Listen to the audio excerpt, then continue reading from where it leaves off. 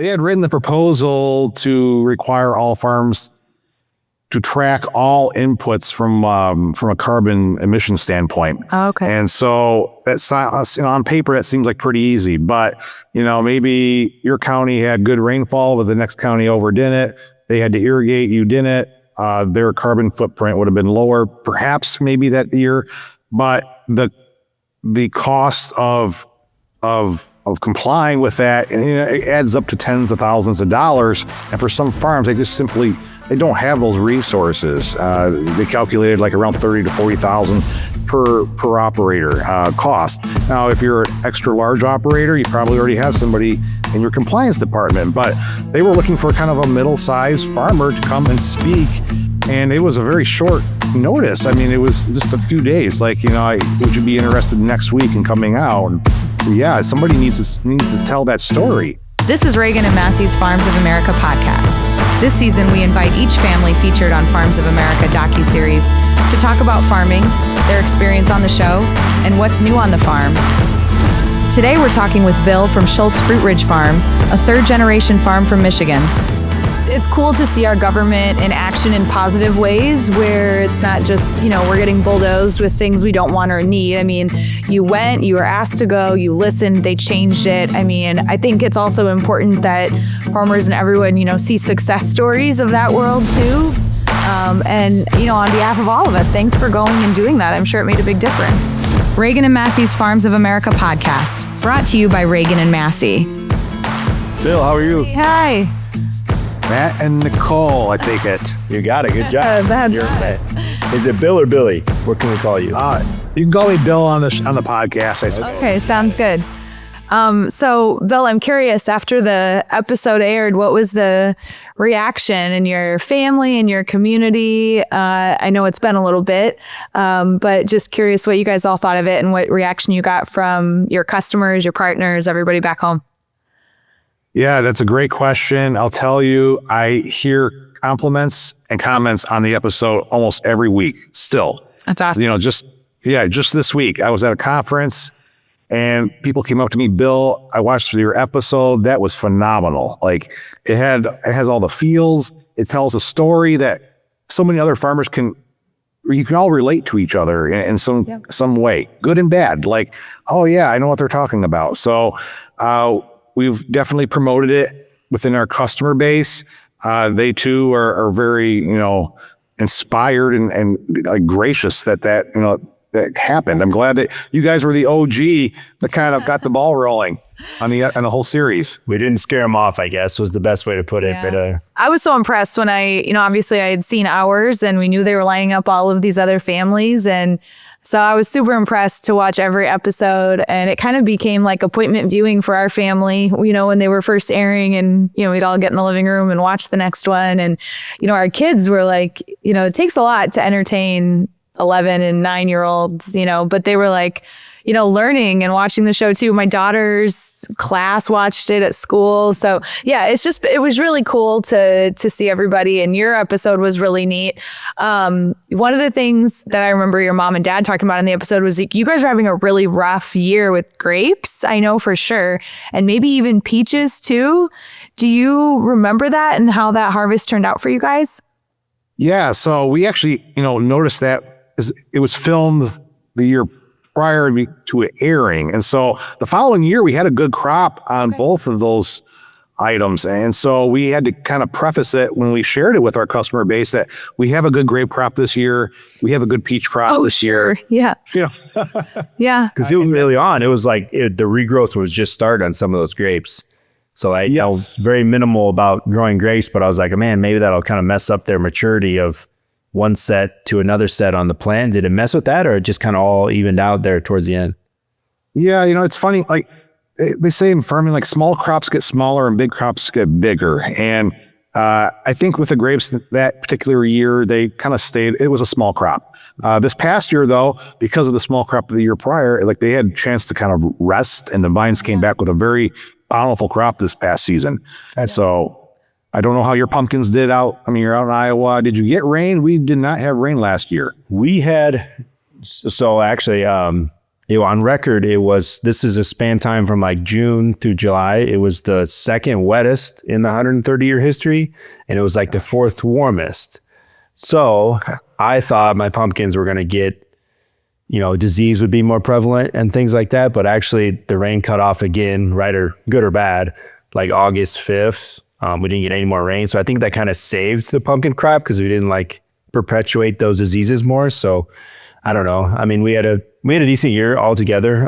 We caught rains early and enough and a lot that it kind of pushed us through the rest of the season. So we lucked out a little bit in some of those crops, but yeah. One of the things I remember back to your episode specifically, apples, right, is like one of the other really biggest crops for you guys. And I thought it was really cool how you talked about, there's always new things coming down the pipe, new flavors, new types of apples that you want to get them out there. Having to weigh that with, is it with apples also where you're not going to harvest those for several years? When you plant a new variety. And so trying to always be ahead of, what your customers are looking for. Yes. No. Yeah, Nicole, exactly. It's, again, just being in these fruit growing meetings here this week, you're talking to other apple growers, you're forecasting 5 to 7 years out. Like, is this variety a good choice? Is it going to be the quality that we expect it to be? Is it going to be received into the marketplace like we hope it might be? And so there's no guarantees, just like a lot of the varieties, whether it's pumpkins, corn, apples, like you think it's going to turn out, it pays to have some variety in case one of them doesn't. But we sample out new varieties every fall. Every weekend, we're sampling a new variety so that when our customers come, they can try something different, something new that they can't find anywhere else, maybe.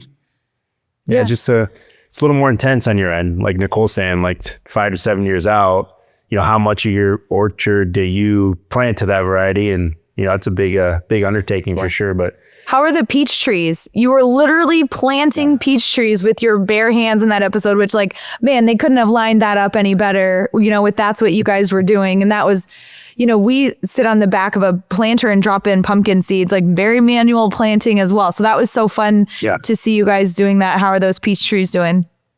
They're growing well. They've doubled in size this past season. So we expect to pick some fruit off those trees next year. Nice. Kudos to you for drawing straight lines too. Like those were super straight. Yeah. And that's hard. That drone footage was pretty spot on. Yeah, I had a lot of compliments on that. Like that was pretty neat. It's really impressive. Good GPS on your arms. Yes. Yeah. Yes, my eyes, internal GPS. Yeah. Well, you started using GPS with pumpkins for the first time? 2 or 3 years ago, yeah. Or maybe the year before they filmed ours, we started doing it. Your lines weren't straight enough.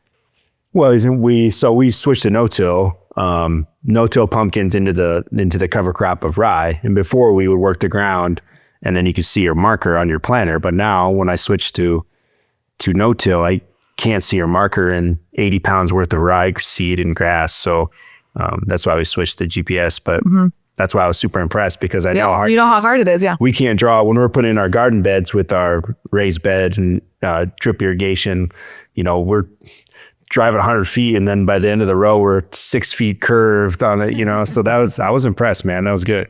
Yeah. But I want to, you hit on it though, Bill, like in the beginning, your first comment was like, the show's provided like a sense of community, like not only within your customer base, but you're absolutely right. And I think we've absorbed that from other families that we've talked to in season 1. Like we all have something in common as farmers. Like you go through trials and tribulations, and every crop's different, but at the same time as farmers, we're always battling those same things. If it's customer recruitment or it's the weather that's always there, or it's in your scenario, like local government or large scale government, taking a stand and kind of banding together, so to speak, and making sure they hear our side of things. So that was going to that a little bit. What was that trying to change? And then how'd that all play out that you were a part of there a couple of years ago? As far as like relating those components? Well, I guess, a specific question. What was that law trying to change that you had to go to Capitol Hill and testify for? Yeah. So they had written the proposal to require all farms to track all inputs from a carbon emission standpoint. Oh, okay. And so that's, on paper, that seems like pretty easy, but maybe your county had good rainfall, but the next county overdid it. They had to irrigate, you didn't. Their carbon footprint would have been lower, perhaps maybe that year, but the cost of complying with that, and it adds up to tens of thousands of dollars. And for some farms, they don't have those resources. They calculated like around 30 to 40,000 per operator cost. Now, if you're an extra large operator, you probably already have somebody in your compliance department, but they were looking for kind of a middle-sized farmer to come and speak from that point of view. And it was a very short notice. I mean, it was just a few days. Like, would you be interested next week in coming out? And so, yeah, somebody needs to tell that story from the farmer's point of view. And they did listen. Maybe not the entire committee, but a lot of the committee listened very intently. They asked some very good questions. I'll tell you, out of the panel of four witnesses, so to speak, I was asked the most questions. I was the most interesting. Humbly, I say I was the most interesting person in the room, because it's not often they get that perspective. And I'll tell you, one of the congressmen from California, he knew exactly what I was talking about when it came to like planting things. Like I painted with my words, and it gave me goosebumps the way that the production crew caught some of that in imaging and put it to my words. And like that's what I was visualizing when I was writing my testimony, is what they put into the episode. Oh, good for you. Yeah. That's awesome.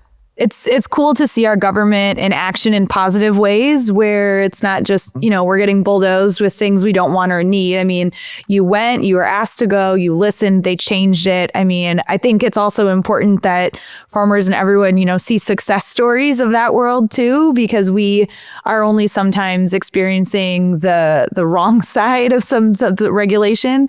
So that was really refreshing to see. And, on behalf of all of us, thanks for going and doing that. I'm sure it made a big difference for all of us. Yeah, thank you. It was quite funny. Your compliance department is me, my mom, and like my sister. So like, great. That's our staff. We really related to that. With that being said, what's the update with some of the family members or on farm, kind of what's going on with all of them, and any updates about any of them you can share? Yeah, sure. I was thinking about that leading up to this interview, and nothing radically different. You watch your parents, like, you have concerns about, like father growing older. It's kind of it's a different dynamic, like our parents, they want to stay involved, but they can't physically do all the things they used to be able to do. But we're blessed to have each other, because there's many of us here, and you guys have each other. So yeah, just, keeping an eye on each other, especially in the stressful times of the year. That's important. We had a good season here on the farm. From a crop point of view, I will say that I had a couple of opportunities. I was asked to serve as director in a couple of large organizations. I was nominated and elected to be a director for National Grape Cooperative for the state of Michigan here. Yep. So I'm really looking forward to that. But even one of the directors out west wasn't sure about my background. I sent him a link to our episode, and he's like, "Oh gosh, Bill, you're exactly like us." I said, "That's the thing." You're exactly what we're looking for. Educate. Easy way to educate them, for sure. Well, What about the market? Like, any updates with the market? That was a good season. Like, had good weather, people coming out to your place and buying your product direct to consumer. Yes. We did well with the farm turnout this year. Just as good, if not better, than the previous year. As you know, like, bad weather on the weekends can make or break your monthly sales numbers. Yeah. But we had a lot of good weather this fall. Winery sales were a little bit slower this year from the wine and the restaurant. People, they might cut back in certain areas, or maybe they're doing other things. But with the farm, they get an experience, and they get something to take home, and that's hard to find these days. And we'd like to, offer that. Yeah, it was really hot late for us in the fall, which, it was like in the 90s still in October.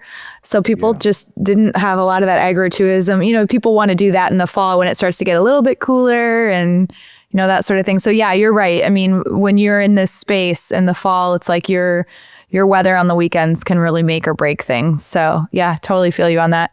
I was wondering back in I think you mentioned in the show, the restaurant kind of was born to solve a problem, not necessarily out of, an idea or a wish to have a restaurant.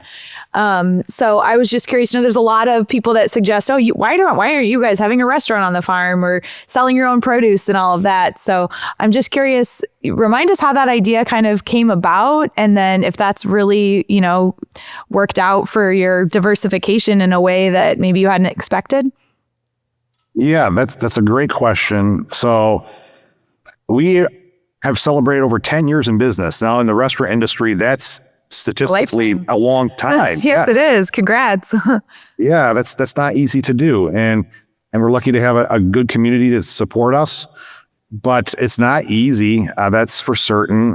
Labor has gotten easier, or better, I should say. We have some really good staff on board. But marketing is always a challenge. It doesn't matter what you're selling. You have to figure out how to get people to, value what you're offering. So would we do it again? How did we get there? It kind of came out of a really bad season. Again, back to 2012, we lost everything on the farm. And we had started the idea of making hard cider. We had put it on pause, looking to, maybe recalibrate the angle, and decided to pursue like a tasting room. No, we need more than a tasting room. Yeah. We're passionate about food. I can tell you guys are too. And like you do that farm to dinner, right? Yeah. Yeah. Mm-hmm. Yeah. And that gets people talking, and it connects them to the land and to their local farmer. And I think it's powerful. I'm passionate about it. I think it's really fulfilling to like pour a glass of hard cider that I knew where it came from because we raised it, and it's going to somebody in our community, locally here. So, it's a little bit outside of traditional agriculture, but it's connected nonetheless. And I think it helps connect the dots that people see us as kind of the local farm. Like, they can pick fruit here, they can eat it, they can experience it in all the ways, shapes, and forms. Yeah, it's real. Yeah. Mm-hmm. We have so many customers that'll walk into our farm store. I'm sure you guys get this a lot too. And they don't really buy it meaning believe it when they say like, oh, where'd that lettuce come from? It's like, you didn't really grow that here. It's like, yep. About 100 yards that way. See that garden? See those high tunnels? No, literally it was picked this morning. And they just find that so hard to believe, but yeah, seeing is believing. So the fact that you guys are able to welcome people in, see the fruit, buy the fruit, be right there. It's a service to your community for sure. I know you realize that too. Yes. I was really impressed by, you were driving the tractor while you were spraying the apples, and your dad provided some color commentary like, well, what do people think? They think apples just come without worms, and that transparency, because we battle that too, right? With sweet corn and spraying for produce and things like that. And we're not organic. I know you guys are not organic, and that's certainly a route that some people go and works really well for them. It hasn't been something we've done. But I appreciated your transparency and being, honest about that. And, it's just, but you guys do it out of necessity even, right? Because you can't have these apple trees being overburdened. So were there any discussions about whether or not you really wanted to show that, or you guys just always felt comfortable in that space? That's not an uncommon question. We don't get a lot of, some farmers worry about it. They get, interrogated, but that's not my experience. I think when you can confidently explain how you do it and why you do it, that, you use things like integrated pest management. We have insect traps out in the orchard that we use with agronomists, and we measure and count the insect flight so that we don't spray any more than we have to. Yep. Because we don't want to spray any more than we have to. I mean, and that we work with, MSU or state, university to, monitor disease pressure, that type of stuff. It gives them, it almost always helps them understand what you're, in just a second, my truck wants to shut itself off. So, okay. It helps them. Yeah. I don't know. We're not live exactly, right? You're going to edit? No. Yeah. Okay. They can. Sure. Wonderful. Yeah. Yeah. So yeah, when you help explain, that you live where you work and you work, on the farm, like you want to take care of it in a responsible way. You feed the same food to your families. And I think a lot of it's just education. Mm-hmm. Exactly. Transparent, be it open a book. And like you said, explain it confidently so they understand the process a little bit more. And that's, I think the whole reason why, we halfway agreed to do this too, is just like to tell a story, be open book, because that's how we are in our community. And it seems like you guys are the same way. But let's get into your dad a little bit. I know he was kind of, I get crap. He's a funny guy. I get crap because my dad ended up almost being the main character of our episode. So everyone's like, oh, we need more John and blah, blah, blah. But Like, your dad yeah, was kind of the same way, right? One thing I caught from him was Go ahead. talking about bison and pigs. Explain that a little bit. Like, what was the idea, or like where were they roaming? Like, what was the whole process with that? Or when did it end, I guess, too? Yeah, no. So yeah, the hogs were well before I came along. It was something I think in his early adulthood. And, he had a motorcycle accident. It kind of set him back that he was not going to be able to take care of the pigs. So they kind of went away with that.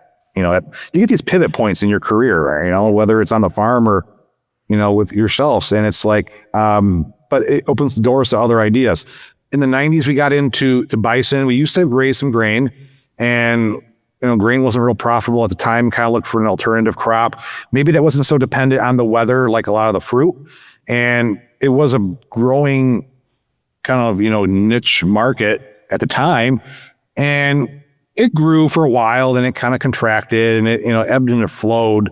But, I was putting up over 100 acres of hay, doing everything else. It wasn't where the future laid, exactly out in front of us. So we're always kind of recalibrating. We've dropped a few crops over the years. We've had to. And so we ended up selling the bison herd a few years back, and they were neat while they lasted. Yeah. But, it helps kind of this another chapter in our biography, right? So you guys are writing a story too.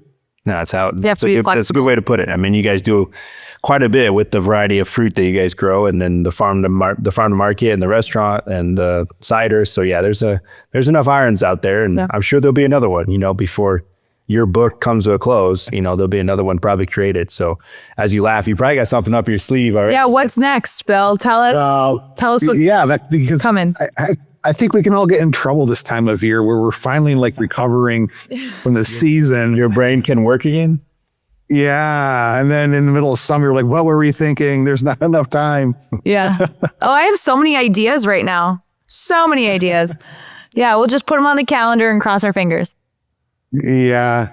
Yeah. But, a challenge is a good thing. You're capable, and you need to have some sort of, stimulation. Like once you master something, or you think you've mastered it, I don't know if we ever master farming anything. It's like, it's a challenging industry. Yeah, it is. And talk a little bit, I think one of the things that was really unique about your episode was, and your dad was clearly very proud of the fact that all 4 of his kids were able to come back and have some role, in the farm operation. And I'm sure that's not been easy. I'm sure there's been pros and cons and good things, and all along the route of that. So I was just curious, like your sister with the market, and your brother with the restaurant, and you, and then your other brother being really more into like the farming and the harvest part of it. Like, has that been really intentional that you all have like, your own lane, so to speak? Or did that all just happen really naturally because you guys are that amazing? Well, I don't know.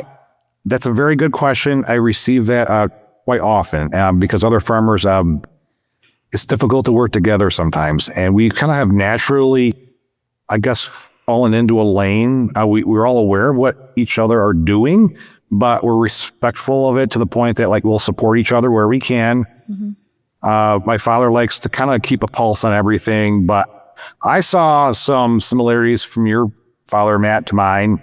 And it's like, I know we love each other, but even when these episodes aired, like I learned things. I think they open up in front of the camera sometimes more than they might have even in front of you, right? Yeah, absolutely. For sure. Yeah, there's some things my dad said still echo in my head a little bit. And they prompted conversation posts. So, negative or positive, it's new stuff you learn. I think you're absolutely right. So yeah. We'll see what they, Did you get that tractor cleaned out to his liking? We're working on it. We're going through the tractors one at a time. So. I was just laughing. I was like, oh, really, Bill Sr.? Because the tractors were so clean when you were always in charge of them. Come on. They like to have their comments, Bill. That's what makes them fun. Yeah. Yeah. I made that kind of joke about the yelling being loud. And I can't tell you how many other farmers are like, yeah, right, Bill. It's just the noise. Like there's, Oh, that was nice. That was like probably sweet talk, the way you guys were talking to each other compared to how it probably is sometimes. I think having a hot mic on, you need to be aware of that. On your best behavior. It was incredible though, because like they filmed for 4 or 5 days, right? And you're like, man, did I say anything during that 4 or 5 days? It was like incriminating, mean, and maybe they just edited it out, but it was incredible to see them take all that footage and the B-roll, whatever you want to call it, or hours of filming and condense it into that episode was pretty cool. So we felt that same way about ours, and yours was very educational and told in a great way. And, I think that's the whole point of what Farms America is trying to do, is just tell a original story of all these farms, and everyone's got a story and everyone's different, but at the same time, we're all connected, and, they tell the story well enough to educate the public, but then as farmers who are in it, we can still pull things from everyone too. So pretty cool thing. And we're looking forward to season 2 as well. And on we go. Yeah. Yeah. I was curious, Bill, as your farm and your family, continue to transition, how does your leadership style, like what have you taken from your parents in terms of the way they got everything going and how they've gotten you all to this point, and what's your leadership style like as you kind of take the reins a little bit?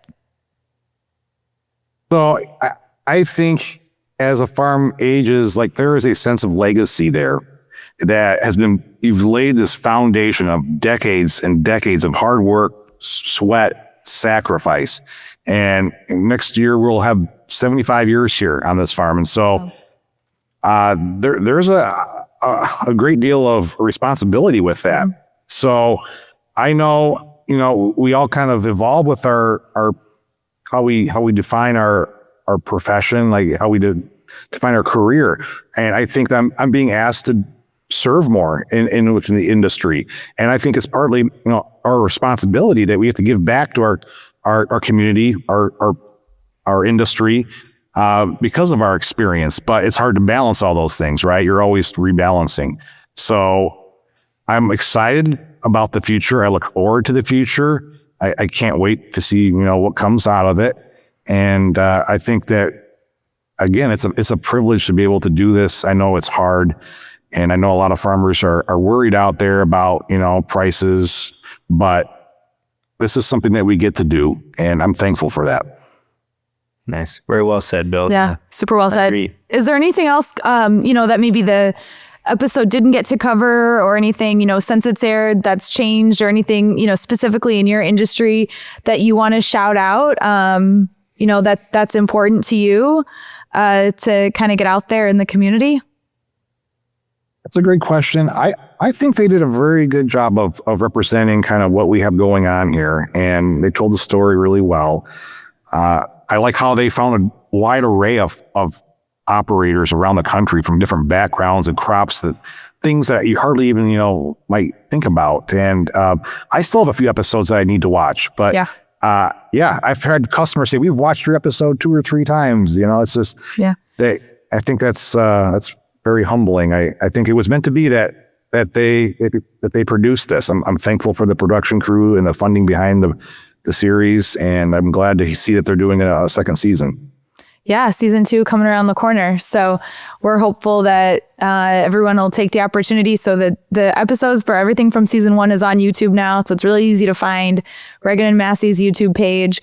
We're hoping to get some excitement going for season 2. And man, there's so much diversity in agriculture. I didn't even, I had never thought about some of these, shellfish and cranberries. And, you think of it's all, oh, I guess that's a type of farming too. And it's like, duh, of course it is. We all have so much more in common than we realize. So it's been really fun to watch. And thanks to your family for opening up your home and your business and everything. So we appreciate your time. I appreciate you guys doing the podcast, and I wish you a Merry Christmas.